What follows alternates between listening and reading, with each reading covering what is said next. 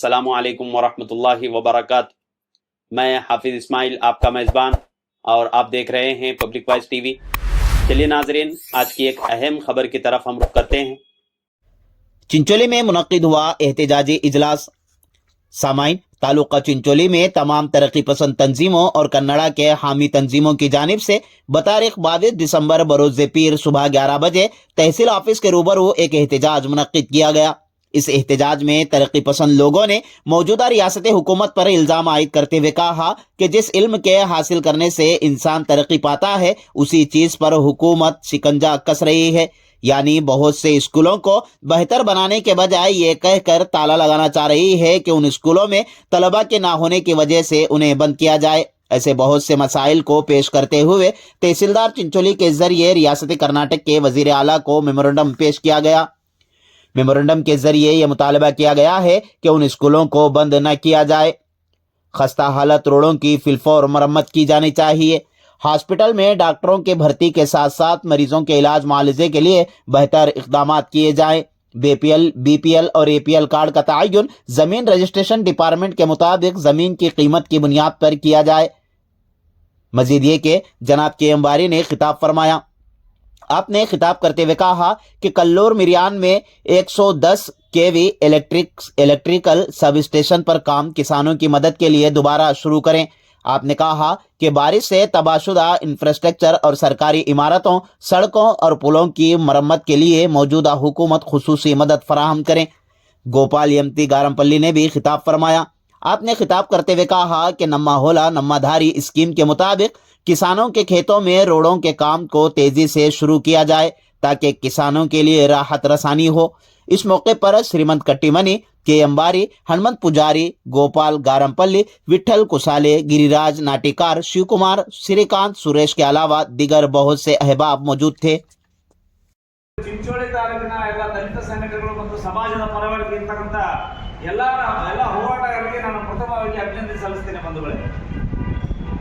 ಬಂಧುಗಳೇ ನಾವು ವಿಚಾರ ಮಾಡಬೇಕು। ಇವತ್ತು ಹಲವಾರು ಹೋರಾಟಗಾರರು ಮಾತಾಡಿದ್ರು।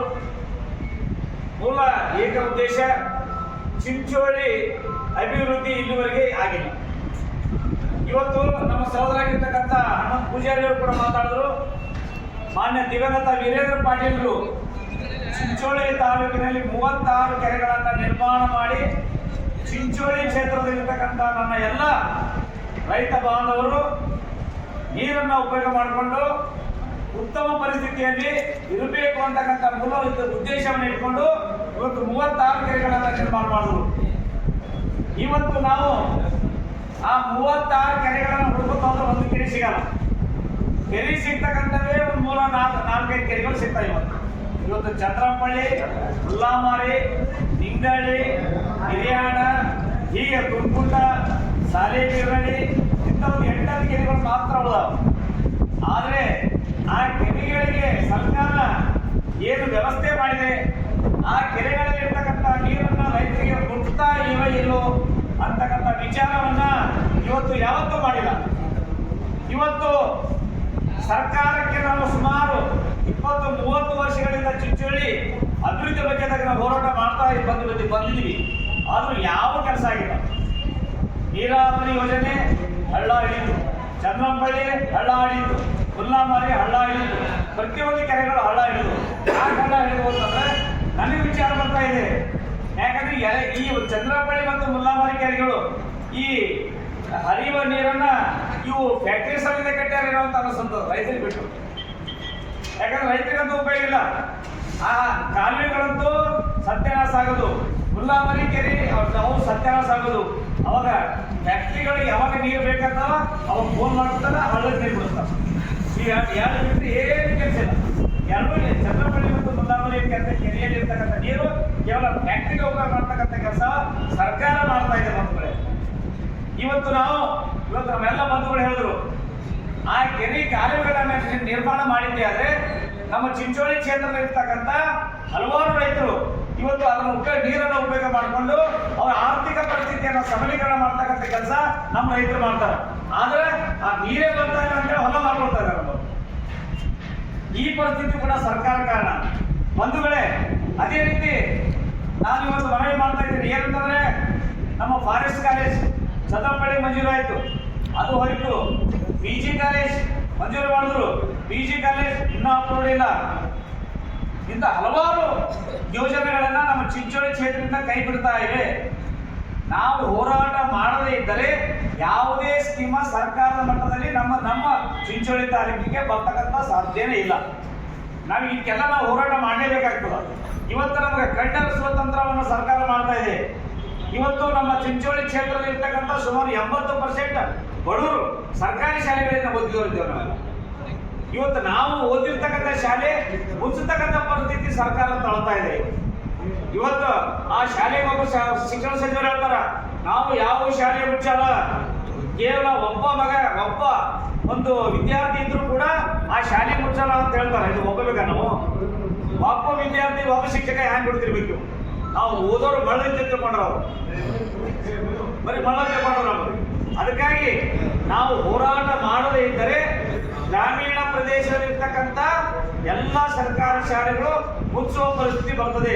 ಇವತ್ತು ನಮ್ಮ ಹಿರಿಯರಾಗಿರ್ತಕ್ಕಂಥ ಬಾರಿ ಸಾಹೇಬರು ಹೇಳಿದ್ರು, ನಂಜುಂಡಪ್ಪ ವರದಿ ಚಿಂಚೋಳಿ ತಾಲೂಕ ಅಭಿವೃದ್ಧಿಯಲ್ಲಿ ಕೊನೆಯ ಸ್ಥಾನದಲ್ಲಿದೆ.